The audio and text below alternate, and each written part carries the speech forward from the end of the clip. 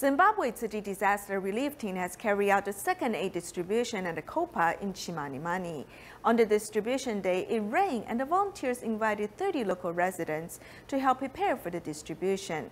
Fortunately, the aid distribution went smoothly.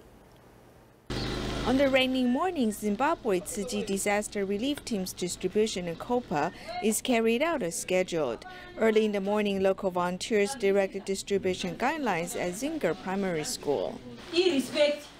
Although we are the givers, we must express our respect. Chanting Amitabha is a way to wish them well.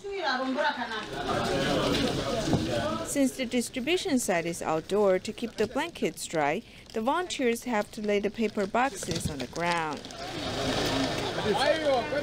They also work in relays to bring the blankets inside the classroom outdoor. After completing the preparation, the volunteers started the distribution. Under the guidance of the volunteers, the affected residents received blankets, water purification solution, and everyone's best wishes.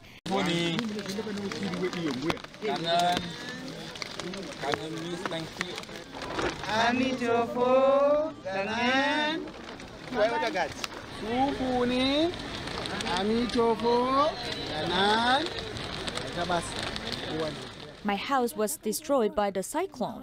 I've walked for 4 hours to reach the distribution site. Despite a language barrier, the volunteers and affected residents communicate with smiles. Although their feet are wet with mud, the affected residents are still filled with joy. I've walked for 10 kilometers from my house, but it is worth the effort. Now that I have received the blankets, I can cover myself while sleeping. I'll not be afraid of the cold weather. Before this distribution today, we hadn't received any assistance. I have received your blankets and second-hand clothing. Although I cannot wear the clothing, I still appreciate you guys.